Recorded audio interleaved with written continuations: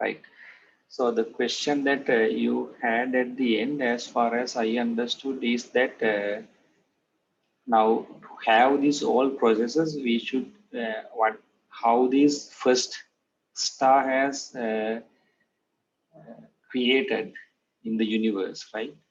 So this is basically connected to the Big Bang theory. So we will learn like a basic introduction about the Big Bang theory at the end of this lecture series.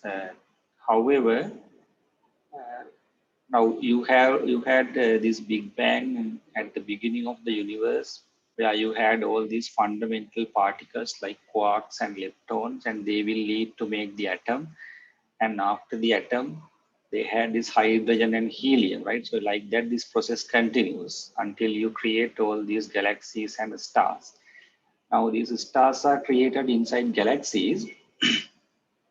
Uh, the answer for your question is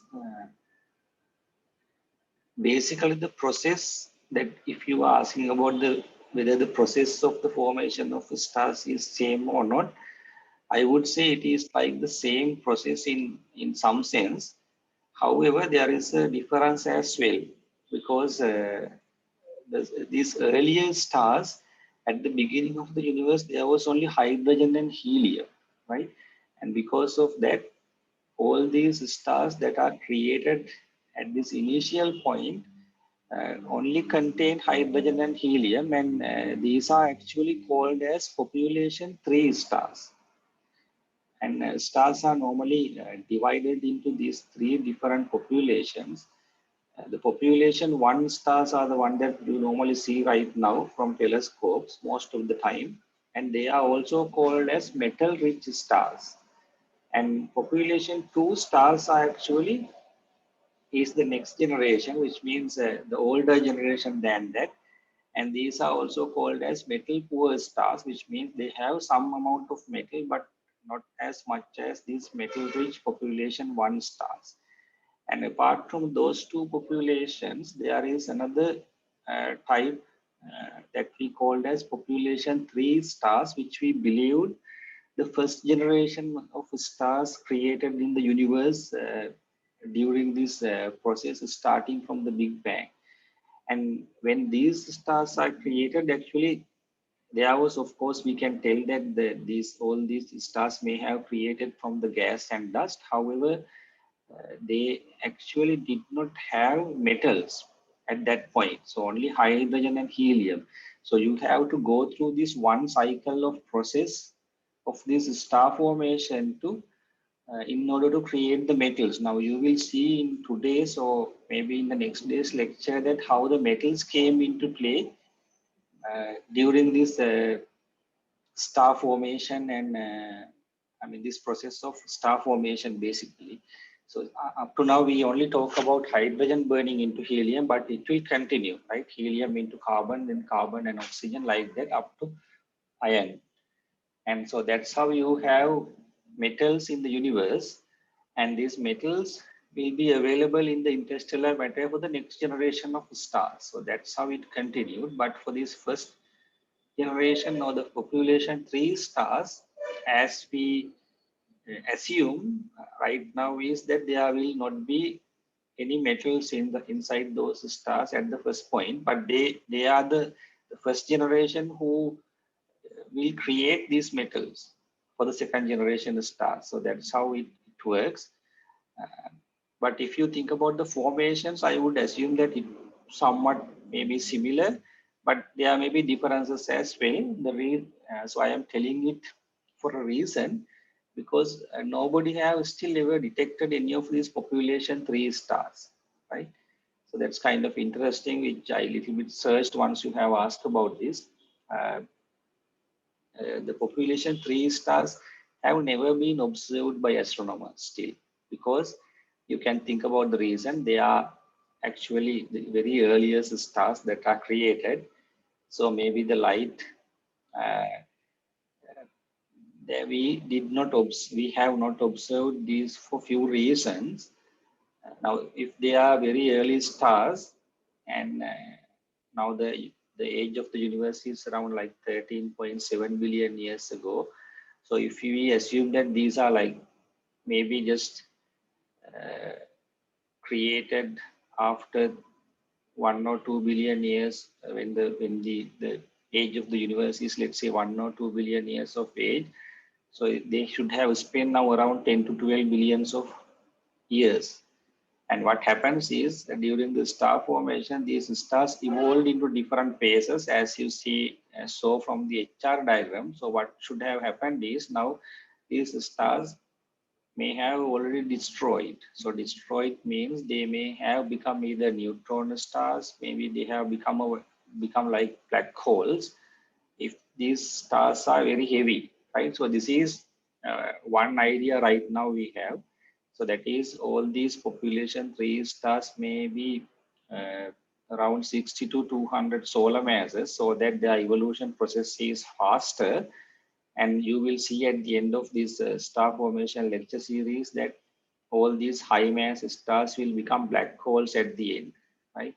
So what would happen is they may have become black holes so that we can't see them anymore. And to add that, this reason, if I don't know whether you know about this reason, these gravitational wave observatories, who are the primary, uh, primary, I would say the primary experimentalist who used to detect directly about the evidence of having black holes. They have detected these very heavy mass black holes from gravitational waves, which kind of add some evidences to this idea, right? So this is something actually I did not put into my slides, but this is the story behind these population three stars. And so, but what we are talking here is in general the process of star formation, which will go like a cycle, but the first cycle may have little differences, right? Right. So I guess maybe be clear for you now. And so let me start today's lecture by sharing my slides. Right. So I guess you should be able to see my shared slides now. So we will be talking about how the life looks like on the main sequence for a particular star. And I guess we have started this and we discussed about the red giants, these different phases in the main sequence. And I actually discussed about this, some of the features in the main sequence and the time spent these stars in the main sequence depending on their mass. And I guess we talked about the spectral types. Depending on the spectral type, their mass, surface temperature, and the life on the main sequence. And we claim that uh, when we search for this intelligent life outside our solar system, we should look at the stars that are around G0 type of stars, because looking at these high mass stars will not help due to its shorter lifetime uh, on the main sequence compared to other these low mass stars, right? And then I guess we stop right here by looking at different stars. Now, when we talk about the main sequence stars in the HR diagram, actually this main sequence we can look at it as a mass sequence as well. So that means depending on the position of the main sequence, we can get an idea about the mass of that particular star as well. And this is valid for the main sequence stars, remember that, right? Basically, the mass of the main sequence star determines its luminosity and the surface temperature, which actually I have emphasized this again and again. And this will determine where on the main sequence a star will reside. Basically, the more massive stars will go into this highest luminosity region on the main sequence, and they will have the hottest surface temperature as well. And if you consider the least massive stars, they will actually have lowest luminosities and coolest surface temperatures, which makes them uh, which makes them placed on the lower right hand corner, right? So this is so in this diagram I have put only the main sequence, and I have mentioned the masses of the stars depending on their position on the main sequence, and all these numbers are based on solar masses, right? Remember, I have not mentioned the units here, but they are actually based on solar masses. And so if I explain this further,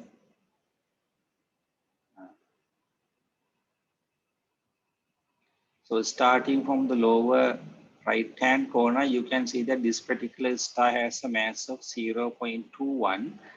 And if you go up in this diagram, you can see that this mass gradually increased. And here is our sun, which is of course one solar mass. And after that, also it keeps increasing. And when you go up towards the low upper left hand corner, masses are around 60 solar masses, right? So that's how you can now, just looking at the HR diagram, you should be able to see the mass of a particular object, right?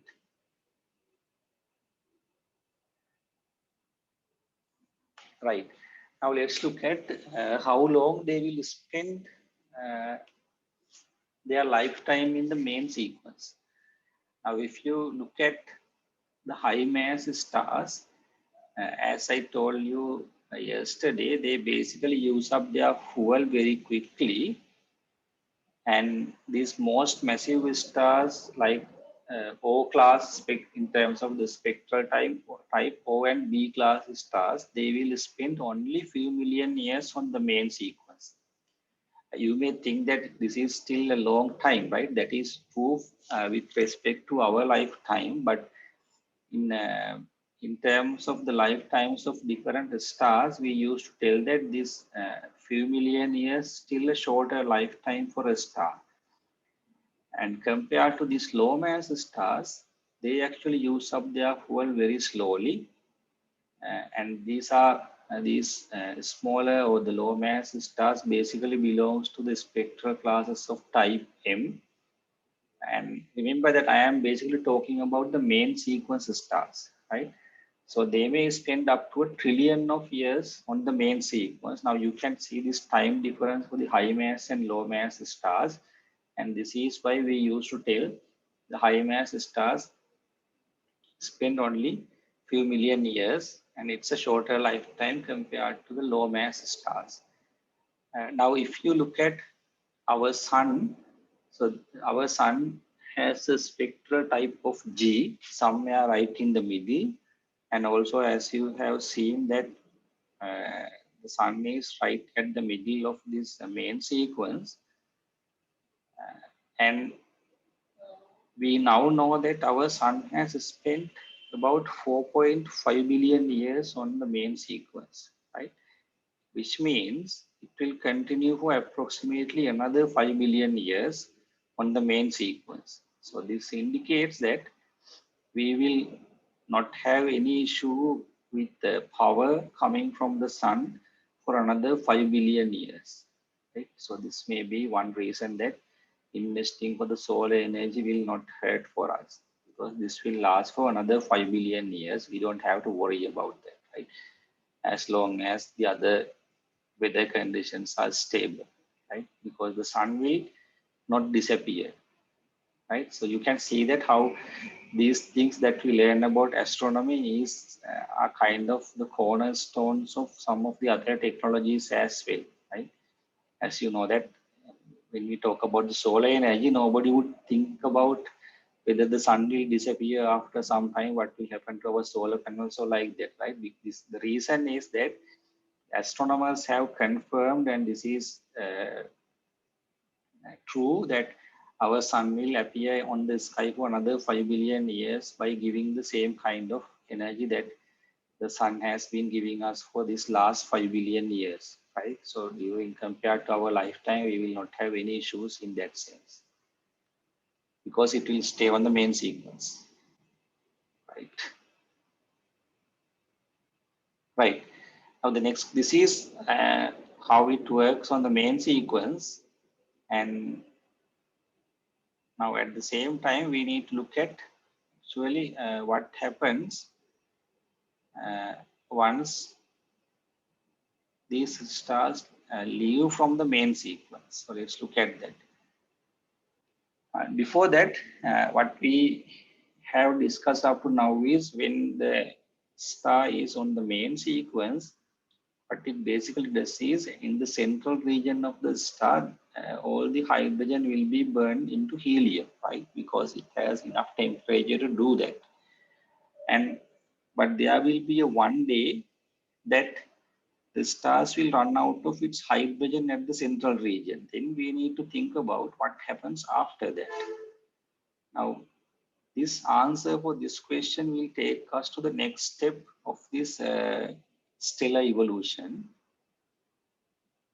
That is basically these stars will mainly remain on the main sequence until they runs out of hydrogen in its core, right? Remember this hydrogen burning into helium is only uh, happening on the core region of the star when it is on the main sequence, right? Now, what happens is once hydrogen, all the hydrogen in the core region is finished, basically they all have converted into a helium ash because of this nuclear fusion. And then you have helium ash at the central region of the star, but there will be an outer shell which uh, is actually created from hydrogen. So you will have helium ash at the center and there will be a shell around that. This shell actually consists from hydrogen. And,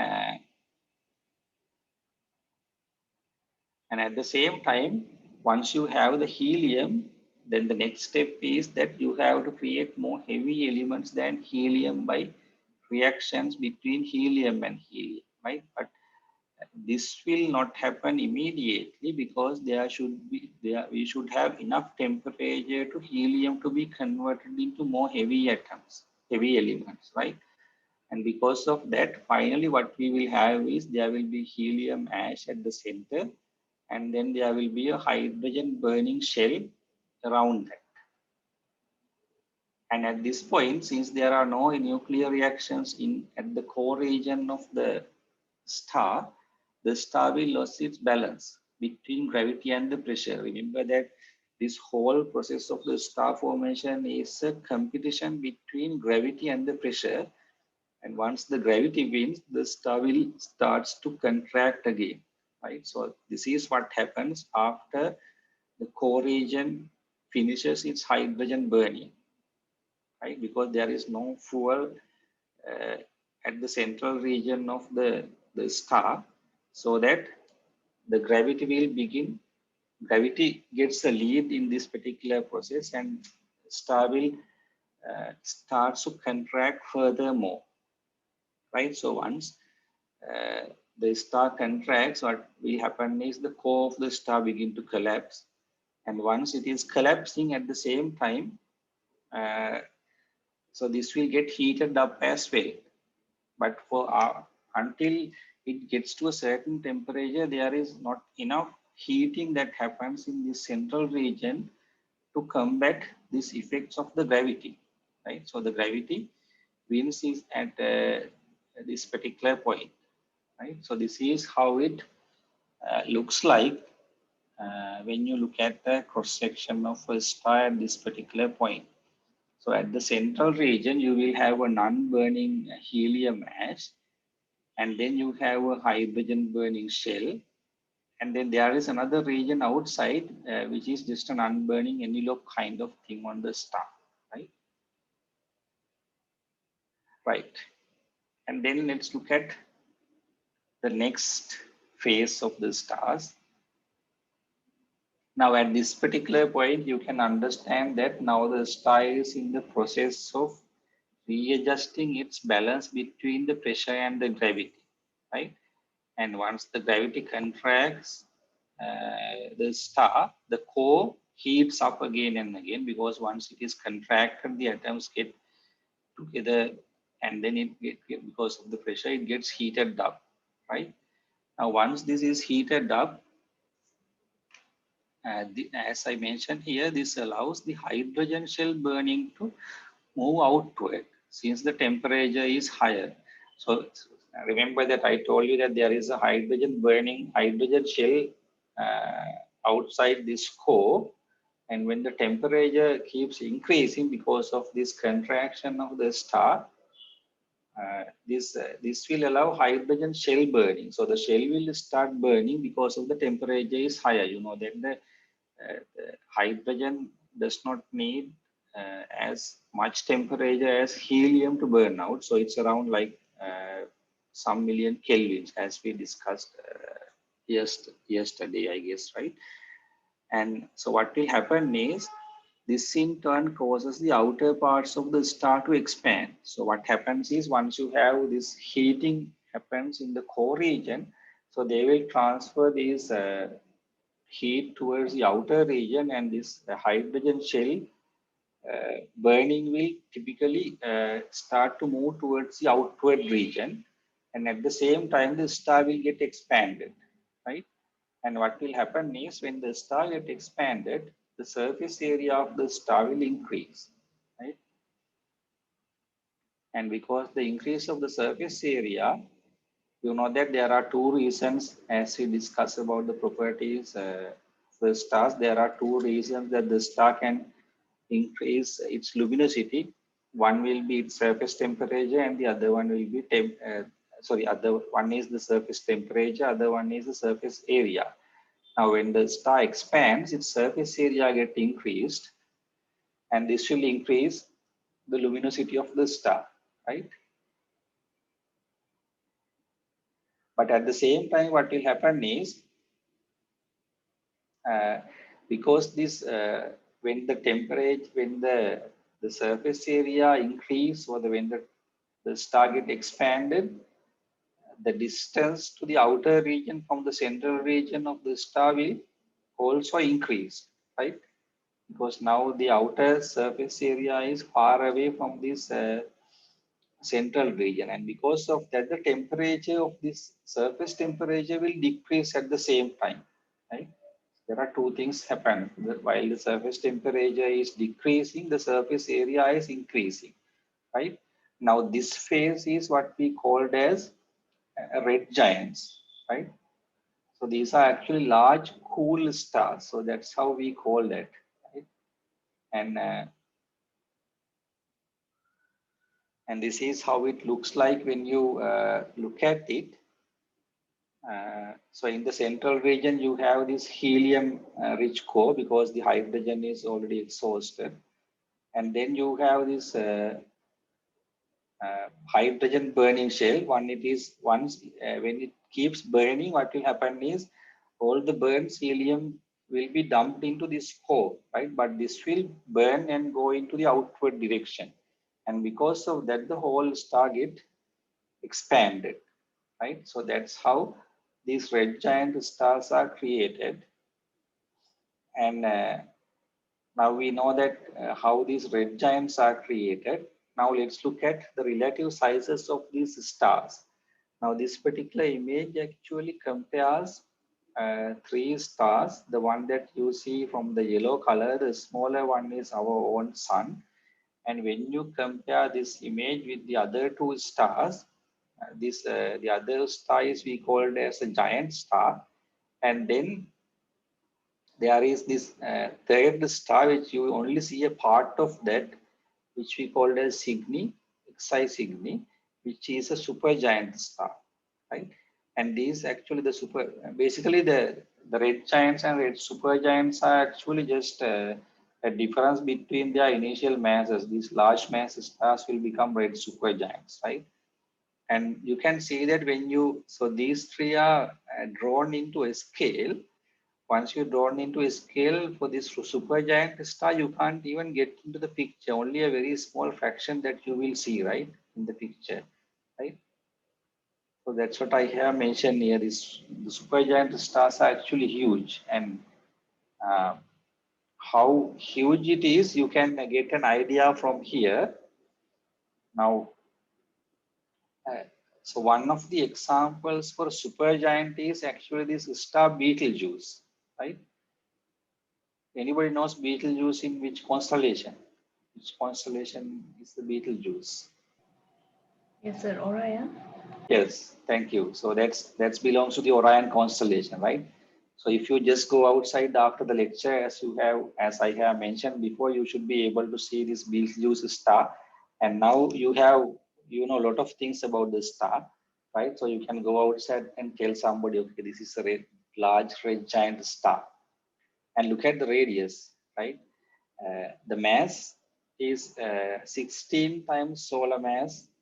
If you have the mass of the Betelgeuse is 16 solar masses, which is 16 times more massive, and the radius is 700,000 in terms of kilometers. That is the radius of our sun, and this is the number that you have for the Betelgeuse, right? What would you think? What happened to us if the Betelgeuse was our sun? Right? Because that's a star, right? So if that happens to our sun one day, so the radius will be this much, right? And this radius actually covers, if you look at the numbers, this can go up to the orbit of the mass. So which means we will not live, right? And the surface temperature, you can see that the sun's surface temperature is larger, and this surface temperature is smaller. And still the Betelgeuse is very bright for a reason. That's because of its surface area, right? And the core temperature, of course, has a different story. So we have two temperatures. What we are interested here is the surface temperature and the luminosity. You can see the luminosity of the sun is just one, and this is 46,000 luminance, right? Now the Betelgeuse is, we don't feel the brightness of the Betelgeuse because it is so far away from us, right? Other than that, actually, a huge Betelgeuse is a very huge bright star. Even you can't compare it with the sun. And you have the density and the age, and look at this age right here. In terms of the millions of years, the sun is 4,500 million years, so that's why I told you it's like 4.5 billion years. Betelgeuse is just like 10 million years old, right? Still it is already in its red giant phase. So the reason is that it's a very massive star, so it spent only a short period of time in the main sequence. So it has already passed the main sequence and gone out from the main sequence to the red giant stage because of its huge mass, right? So that's what has happened. So this again confirmed you that these huge stars only stays for a very smaller time. Now, this is the same reason that I discussed with you earlier at the beginning. These population tree stars, we assume one idea is that since we have not detected those population tree stars, they probably were very high mass stars like this Betelgeuse. And after a few million years, they already ended up its lifetime, and we furthermore we cannot see it,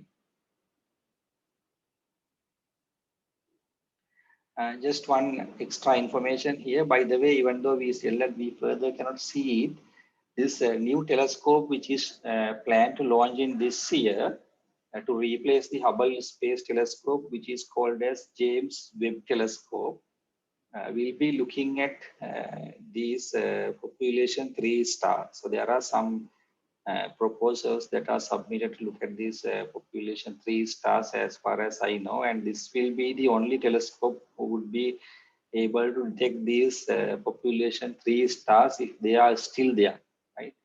Around like let's say 10 to 11 billion away, light years away from us, because the telescope is so powerful and it has a lot of high technology to do those kind of things, right?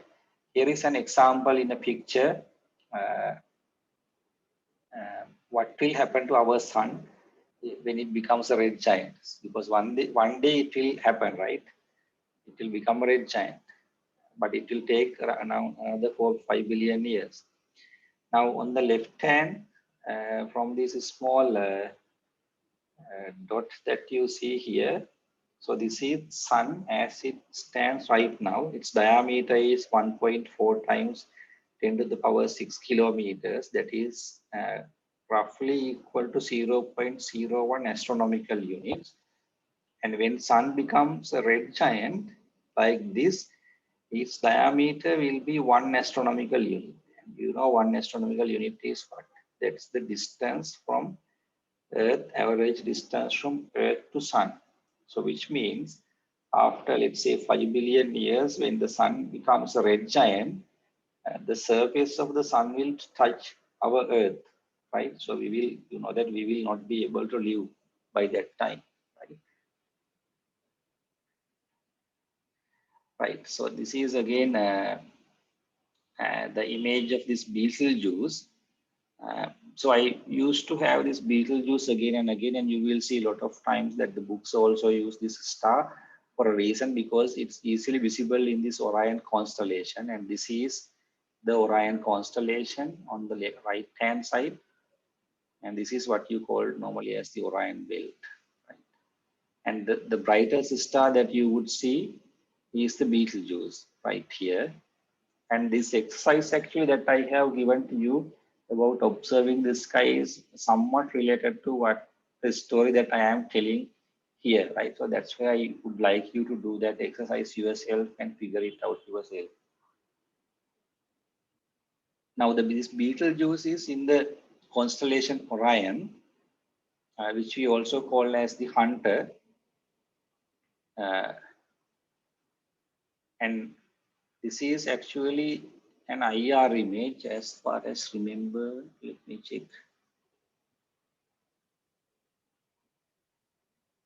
Yes, sorry, that's an ultraviolet image, by the way, taken from the Hubble Space Telescope. And this is the first direct image ever made of the surface of another star, right? So it's that much powerful, right? And so I have shown this different scales of this star. So this is the size of the star, and size of the Earth's orbit is very pretty much smaller than that, right?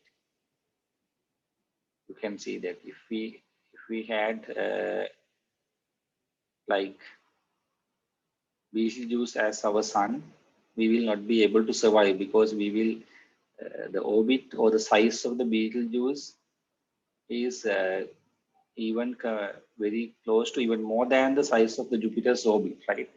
So none of these planets will survive under that condition, right? Right. So that's one phase of the stars that could happen, and let's go and look at what happens here after that. Basically, at the red giant stage, right? Now, as a red giant star ages, which means when the star spends time in its red giant phase, the central temperature of the star continues to increase. And because you know that the gravity continuously collapses this particular star, right? So because of that, this central temperature will keep increasing, and there will be a point after a long time that this temperature will increase to a amount which is equal to 100 million Kelvin, right? Now, when this happens, this is the correct temperature that a star should have to begin helium fusion, right? So when that happens, then the helium core begins to ignite, right? So that once the temperature increases up to this point, the helium burning starts, and this begins very explosively for low mass stars. Now you will see that there will be certain differences between high mass and low mass stars during the processes that what could happen to these stars after the main sequence, right? So that's why for the low mass stars, this helium burning, we used to tell that this happens very explosively. And if I tell it in terms of numbers, specifically this happened to the stars with masses less than about the twice that of the sun, right? So if you take a star that has a mass less than twice less than the mass of the sun, this particular process, which we called as helium flash, will happen to that, right? Now, burning of the helium will produce carbon and also some of the oxygen. Now, this is where you uh, start to have metals. Now, there is something that is very specific to astronomy. Astronomers used to uh, refer metals in a different way. For astronomers, actually anything other than the hydrogen and helium, any heavy elements after that, they used to call them as metals, right? But this will not be the case for the other sciences. Just keep that in mind. Now, the helium core produces carbon. Uh, Now, once this happens, you know that once this the helium fusion starts, the star begins to it will become very stable again, right? Because you have some nuclear fusion going on the central region that can produce some pressure to balance this gravity coming out from the outward region towards the inward region of the star.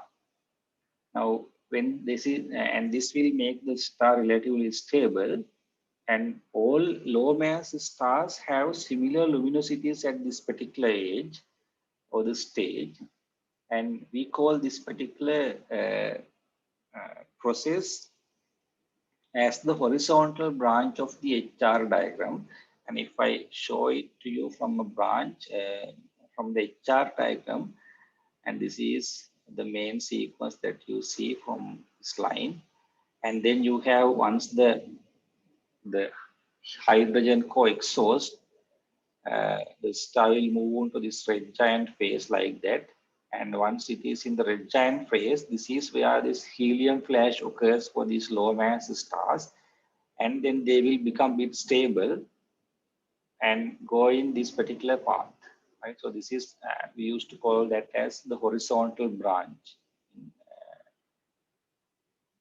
right? You may be wondering how the hell that this, this, how this helium uh, once you have helium, why you have like carbon straight away, right? I mean, you should have beryllium, right? Because the two heliums can combine and you can have beryllium, right? But instead of having that, uh, what has happened is the two helium has combined to become beryllium, and then the beryllium has combined with another helium and created this carbon, right? And there is another process that happens as well. Once you have the carbon, it can combine with another helium nucleus, and then it can become oxygen as well. The reason is actually this the process making the beryllium is not a stable process. So that's why you don't have beryllium created, right? Once the beryllium is created, you can see that it's a reversible reaction, so it will not be stable. Because of that, you have to keep increase the temperature so that beryllium combine with helium to become carbon, right? So that's why you don't have beryllium and straight away you will have carbon. And this process has a specific name which we call as triple alpha process, because you know that the helium we used to tell that it's an alpha particle, so that basically three heliums combine together to make the carbon, so that we used to tell it as triple alpha process, right? And this figure actually basically show you some of the evolutionary tracks of the stars of different masses. So what you need to understand here is this red line that you see on the diagram is the main sequence line. And when a particular star, right after a particular star enters into the main sequence, we used to tell that they are in zero age, they are zero age main sequence stars just after they enter it into the main sequence, right? And after that, they will have this process of hydrogen fusing into helium. And after some time, once this process is done, they will move out from the uh, HR diagram. So once they uh, actually move out from the HR diagram, depending on their masses, they will take different times for this evolutionary process. For example, the star at the top left hand corner, you can see that these labels that you see is actually the numbers is how many years each star take to become a giant. So that's what I have mentioned here. Now this particular, if there is a star right here, the time it will take from here to here to become a giant will 1.2 times 10 to the power 7 years. So relatively smaller time compared to this particular star right here.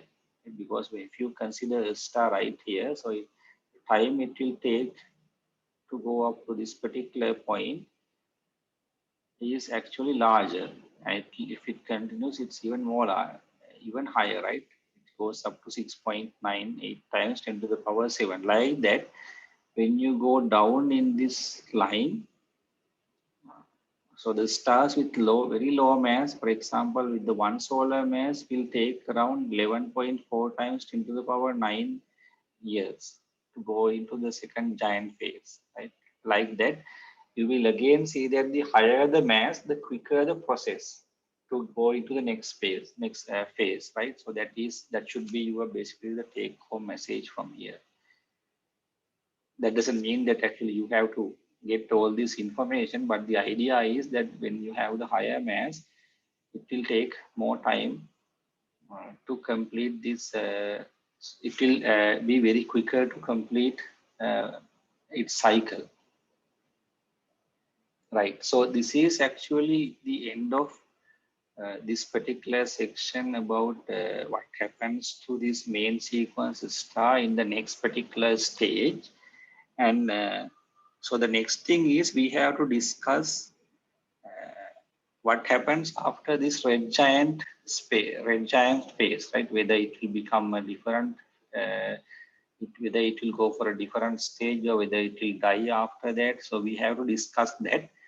Now, after this phase, as far as I have mentioned, we have to differentiate between low mass stars and high mass stars. Basically, what I have mentioned here is this horizontal branch and everything is what happens to these low mass stars, right? So we will continue to look at what happens to these low mass stars, and then we will come back and take the high mass stars from this point, and then we'll discuss again about high mass stars, what will happen to them in this stellar evolutionary process, right? So that will be the plan. And before I go into that particular section, I want to introduce you a different, uh, some more information about star clusters, because they will be important for us, because when you know about this HR diagram, we can discuss about different types of star clusters and their features, right? So let me take that first, and then I will come back to this particular point after that. Now, while I am pulling out this next presentation, if anybody have any questions, feel free to ask while I am taking the while I am opening up my next presentation about star clusters, right?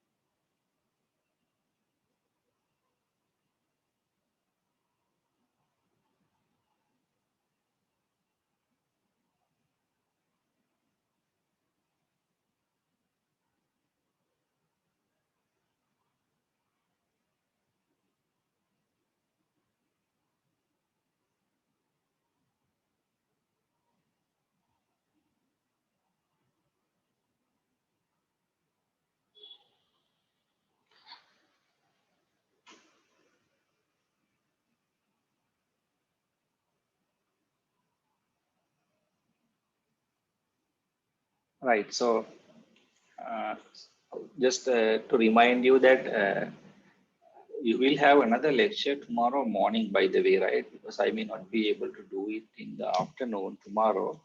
So there will be a lecture that I plan to do around starting from 8 up to 9:30 a.m. in the morning. So let me know if in case if any of you have a lecture at that time.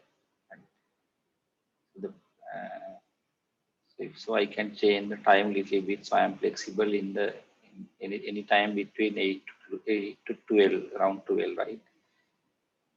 So if not, I will schedule a lecture at 8 a.m. in the morning until 9, around 9:30. Yes, right. So I guess you should be able to see my presentation about cluster of stars now, right?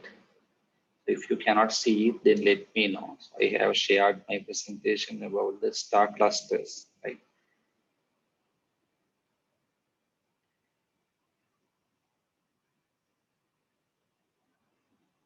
Right. Now, remember that we talked that the stars often form within molecular cloud. So when you have a molecular cloud, so these clouds not just form one star, right? So what happens is these clouds can form hundreds or thousands of stars at the same time, right? And these hundreds or thousands of stars that are created from a molecular cloud will stay as a star cluster. And we used to tell these entities as clusters of stars, right? And all of these stars in a cluster will have formed at roughly the same time, right? Because they are forming from a one particular molecular cloud, so that they will roughly have the same, uh, may have started their life at the same time. So basically, all the stars that you see in a particular star cluster, statistically, we would assume that they will have the same age, right? Now you have to uh, uh, remember one thing here. When I tell you all the stars will be on the same age, uh, that does not mean that they are all the stars there will be in one particular region of the main sequence, so they will all looks like the same, right? They will have the same age, but as I mentioned you, depending on the initial mass of each star, they will have different life expectancies, right? So because of that, the initial conditions will be different for each star, even though they are forming from one molecular cloud. So they will have different life expectancies, right? Which means high mass stars will have shorter life, and the low mass stars inside that particular cluster will have a longer life, basically, right? That's the idea. So when you look at a particular star cluster, statistically, it should have all the stars that can fall into this main sequence, as well as to other regions like supergiants and red giants, because they probably will be in the same age, but they will be in different regions of the main sequence and also in the HR diagram, because they will have different life expectancies, right? All of us, even though we born at the same time, we have different life expectancies, no? So it's like that. And clusters, these star clusters are mainly divided into two different types. So they are basically open clusters and globular clusters. So those are the two different entities. And the clusters, the reason actually that we learn about these star clusters specifically, because they are very important in when we are studying about stellar evolutionary process, right? Now, astronomers learn about the ways in which stars evolve by using HR diagrams, right? So that's what we have been doing right now. Uh, Now, there is a practical problem. It is difficult to make HR diagrams for large number of isolated stars. It's not that much easy, right? Because you have to measure the distances to each of these stars and find the luminosities, magnitudes, and their spectral features, those kind of stuff, right? I mean, you don't have to find all these things, but basically you need to have some information for each of these stars. But the advantage is that uh, once you, uh, as I mentioned here in the presentation, you have to measure the luminosity and the surface temperature of stars to place them on the HR diagram. And to find the luminosity, you have to measure the distance, right? Which is difficult for a large number of stars. So that's what I mean, the difficulty of making HR diagrams for isolated stars. But if you select a particular star cluster or cluster of stars, they are forming from one molecular cloud. So we can assume that the stars in the one star cluster are roughly at the same distance, right? So this is the advantage. And because of that, you don't need to measure the distance for each star. You can basically statistically measure the average distance for the star cluster. There will be deviations, of course, but statistically, you can get a good idea about the distance for each star by based on the distance to the star cluster. Basically, the assumption is distance to the star cluster should be distance to all individual stars belong to that particular star cluster, right? So that's the idea. And because of that, these making HR diagrams for these clusters are very useful, right? And so I told you that there are two types of clusters, open clusters and globular clusters. Open clusters typically contain tens or hundreds of stars, right? Uh, and they are typically about 10 light years in diameter. If you consider the size of the star cluster, it's around 10 light years. They normally contains like tens or hundreds of stars, and they are very loosely grouped. And make sure that you remember these important features of star clusters, right? They are very important features that you have to remember because uh, these are frequently applied in astronomical research as well. Now, the most open clusters basically contain all types of main sequence stars, including O and B types of stars, right?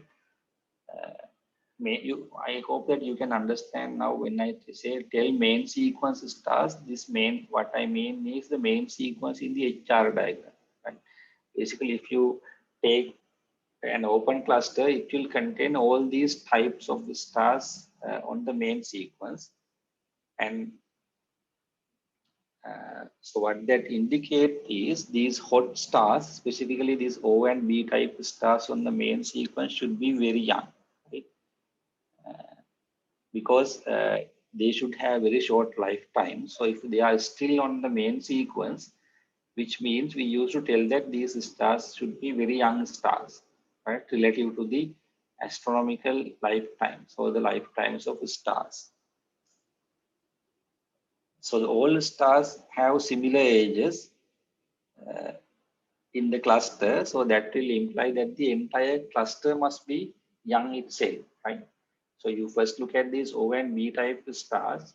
So if you still see O and B type stars in a particular cluster, of course, these open clusters basically have O and B type stars.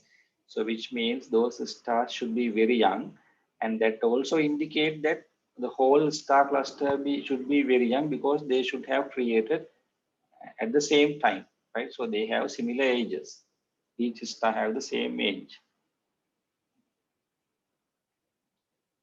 The next thing is most open clusters disperse within few hundred million years. And so here are two examples for these type of star clusters. The first one is Pleiades star cluster. This is what we also called as Seven Sisters. And this star cluster should be able to see from your naked eye. Not all the stars, as I told you, typical open star cluster have 10 to hundreds or more than that in terms of the stars, but you will not be able to see all these stars from your naked eye. But some of these brightest stars should be able to visible, right?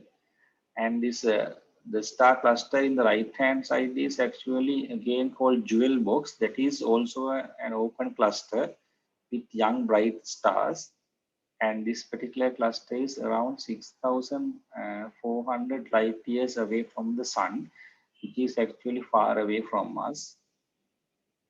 And the one in the right hand side, the Pleiades cluster is around 400 light years from the sun. So let me check whether you can see the Pleiades star cluster tonight as well. So for that, you have to go for an interactive chart. Uh, Stop share this for a while and let's check whether you can. So if you can see it in the chart, then I can show that to you.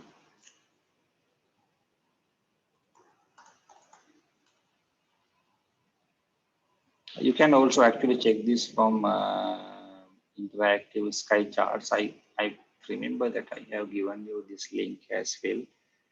And today is February 1st. And this should be,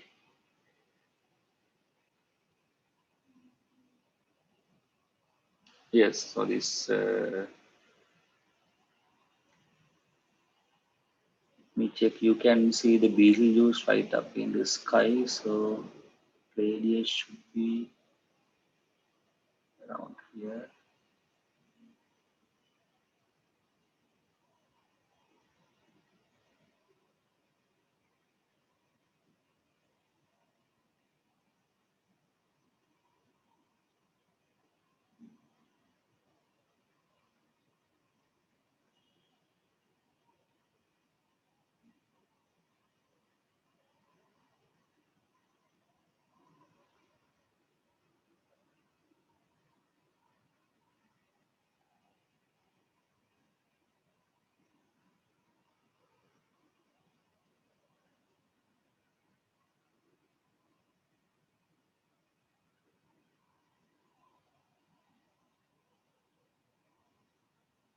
Yes, I just located the Pleiades right here. So let me see whether I can get it.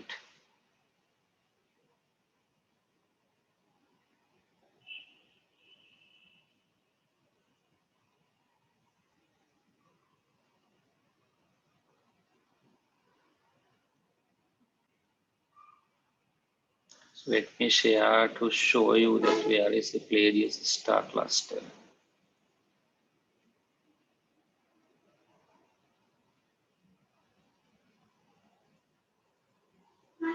But you should be able to see it, probably my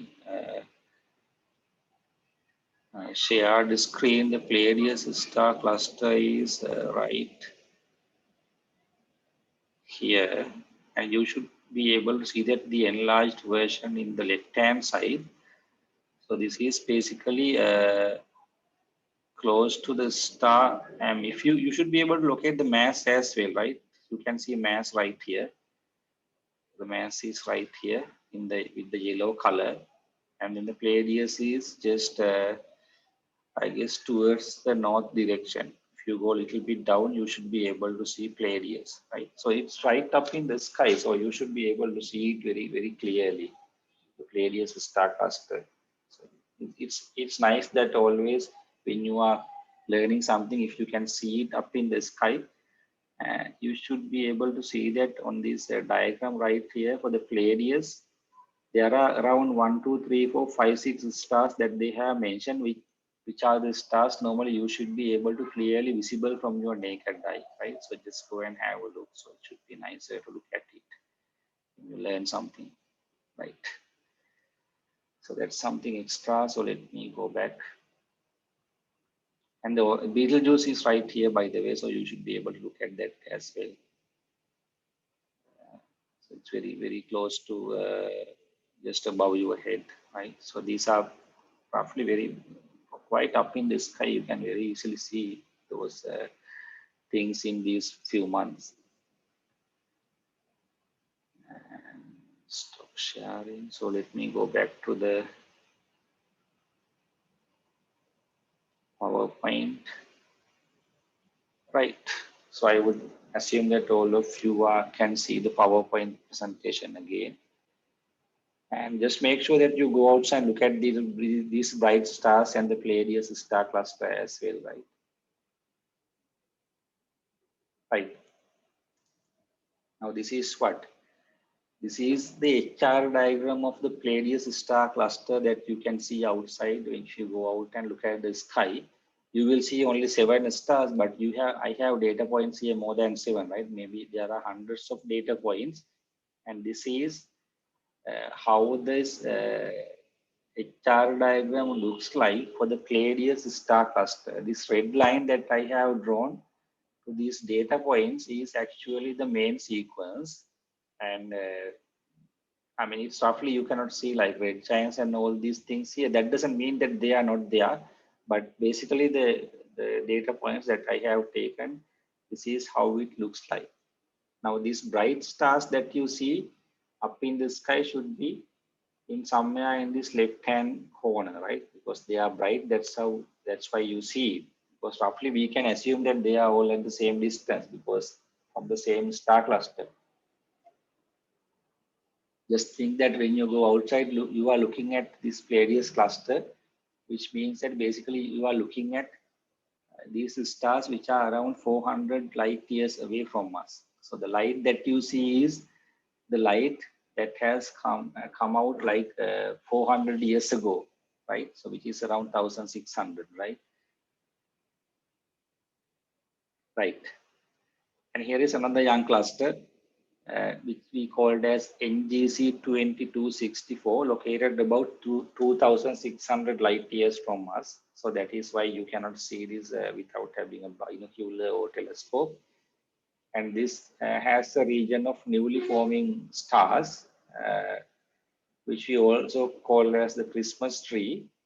And on the right hand side, what you see here is actually the HR diagram of that particular cluster, NGC 2264, right? If you plot the HR diagram, so that's what you see in the right hand side. Again, you can see this nice feature of the HR diagram, right? When you go for this practical data, you can see that the line doesn't fall exactly on the data points, right? But roughly that's what you can see, the HR diagram. Right. Now, what happens is actually when these clusters get older, their HR diagram begins to change, because you know that what happens is these most massive stars that you see, after some time they will move out from the main sequence and go into this giant phase, right? Because these most massive stars use up the hydrogen, as we discussed in earlier presentations. So they will use up this hydrogen in their course and evolve off to the main sequence to become red giants and supergiants, right? And as the more time passes, more and more stars, even for the lower mass stars, will begin to leave the main sequence and make their way to the upper right corner of the HR diagram, right? Now, this particular example that I have mentioned here is actually a cluster called M41, which is older than the previous cluster that I have shown you, NGC 2264, right? And this contains several red giants, right? And the reason is that some of these most massive stars, they are no longer close to the zero age main sequence, that is this red line. Instead, they have gone out from the main sequence because the cluster is a bit older. So these high mass stars then have enough time to go out from the main sequence and move into this red giant phase, right? And this right hand side, what you see is the ground based photograph that shows this open cluster M41. And if you, I will upload this presentation if it is not clear, and you will see that there are several orange color stars in this photograph. So basically these stars are basically exhausts their hydrogen in their centers and have become red giants. So that's why they have this different color, right? So they have moved out from the red giants, and possibly these stars may be the stars that you can see here in the HR diagram outside the red sequence line, right? You can see that you can analyze all these things very scientific way, right? This is not just like a story. If you learn it well, so you have connections that you can look at these things in different ways, right? Now, when the stars HR diagram get more and more older, as I told you, more and more stars will leave the main sequence. The older clusters, the older the cluster becomes, the point that you see on the main sequence will be more lower, right? Uh, Basically, we used to tell that the older the cluster, the lower the point on the main sequence where the stars begin to move towards the red giant region. So basically what would happen is this point, so let me just have this point right here will start to move outside. The point that you see on the main sequence will be lower and lower when the cluster get older. Now we have a specific name for this, that is actually the location in the HR diagram where the stars have begun to leave the main sequence is called the main sequence turn-off. So remember this, these are very specific names, right?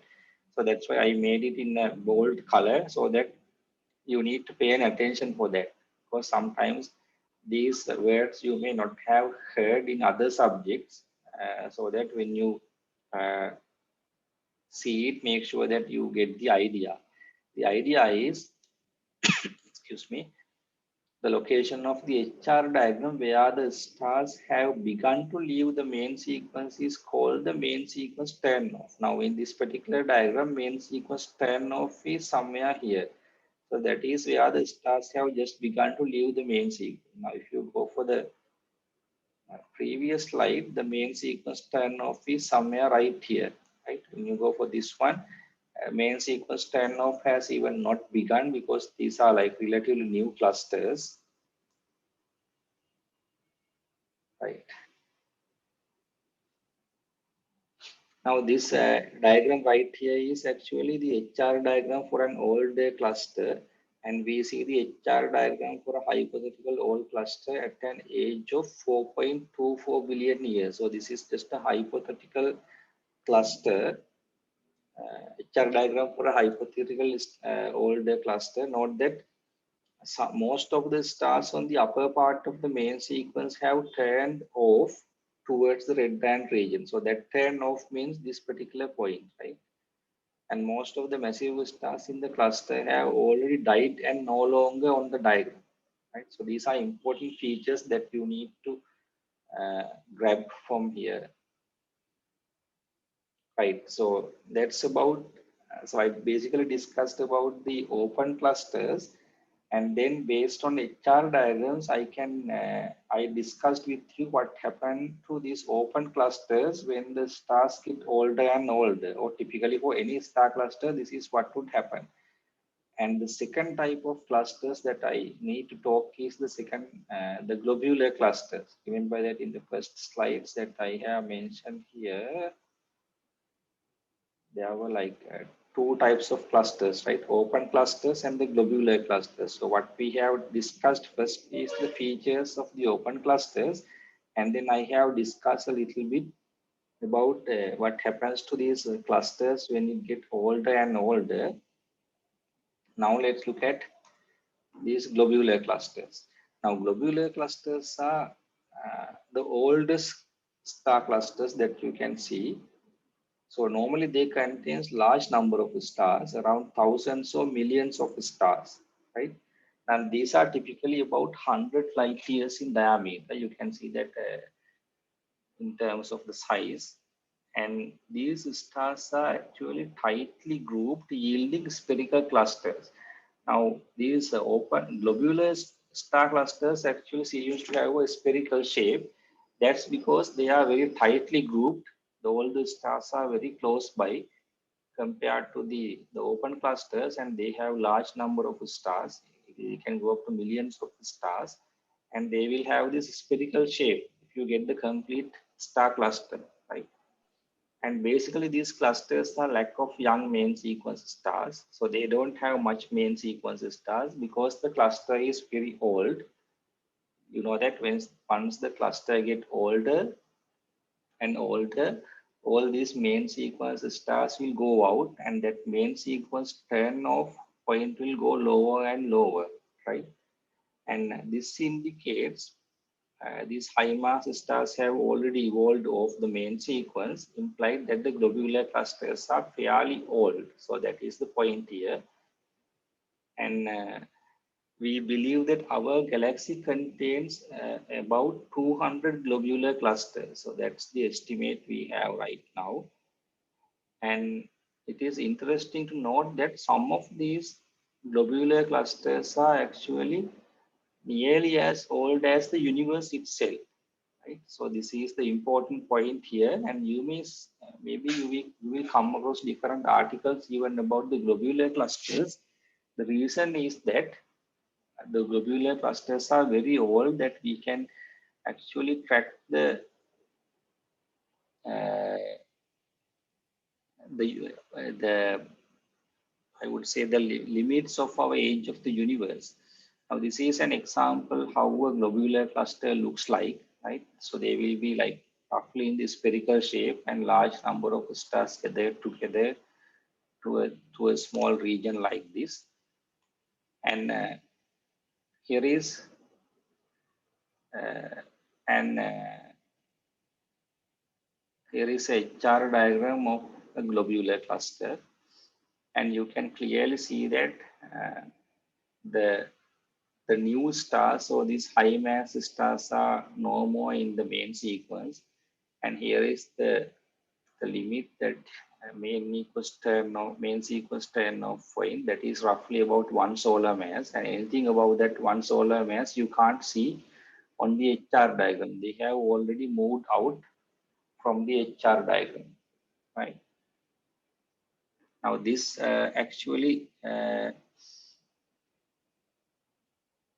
as I have mentioned here, in practice, astronomers use the position at the top of the main sequence as measure of the age of a cluster, right? Now, this top point at the main sequence will give us an indicate of the age of the cluster, right? All of the globular clusters have main sequence that turn off at a luminosity less than that of the sun, right? Now this is roughly around that region, right? All the globular clusters, this turn off region should be somewhere here close to the sun, or even less than that, right? Star formation in these crowded systems ceased billions of years ago. So the idea is there are no new stars actually forming in these globular clusters, because if there are stars forming, new stars forming, you should see some main sequence stars here, right? But all of the globular clusters have this turn-off point below the limit of the sun's luminosity. So which means there are no new star formation going on these globular clusters. And also, since these are the oldest objects that we know of, this estimate is one of the best limits we have on the age of the universe itself. Now, this is actually a good indication about the age of the universe, because these are one of the like oldest objects that we know right now in the universe, right? Globular clusters. So that's why they are important, right? So here are three HR diagrams with clusters at different ages. And this is a newborn star cluster that you have all the stars on the main sequence, which is pretty much similar to our Pleiades star cluster. And after 100 million years, the shape would be something like this. Just look at this black color. And this is after 10 billion years, the main sequence turn off point has gone lower and lower, right? So when the clusters become older, this is what happened to the shape of the main sequence line. So that's what I want to uh, tell here actually. Right. Now, anybody have any questions up to here? So I am planning to stop the lecture right here now, because we have finished these two sections. and we will start talking about low mass stars, the evolution of the low mass stars after the main sequence or after the red giant phase on the next day. Plus, there is a section that I think that I should talk a little bit more with you after I posting that tutorial. That is actually about the Kepler's laws and these basic orbital laws. I was kind of not sure whether you have done it or not. Maybe I will. It's better that we talked about these Kepler's laws a little bit, which is actually not related to this particular section, but that will be related to the very first section about these planets and everything. Since you have now most of you may have done this assignment about the planets. Now I can go back and talk a little bit about planets, which means basically I will be talking about uh, these Kepler's laws and the Newton's laws, how they are applied and how to calculate these orbital periods for these different planets and those kind of things, right? So if I have time, I probably do that first tomorrow and we'll take on this next lecture about the star formation as the second one. Right, so I guess you may not have a lecture tomorrow. So the lecture will be 8 to 9:30 a.m. So I will be sending you a link probably tonight or tomorrow morning for that. Anybody have any questions?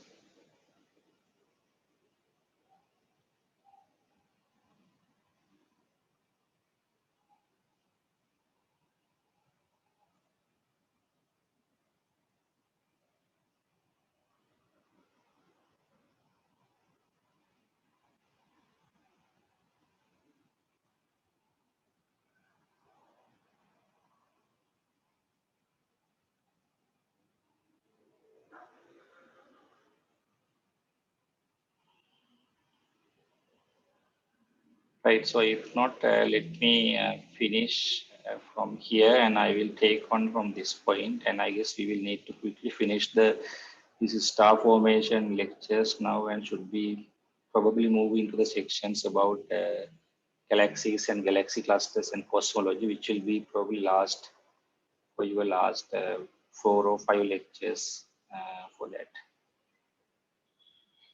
Right, so if you don't have questions, let me stop from here and we will meet again tomorrow morning for the next lecture.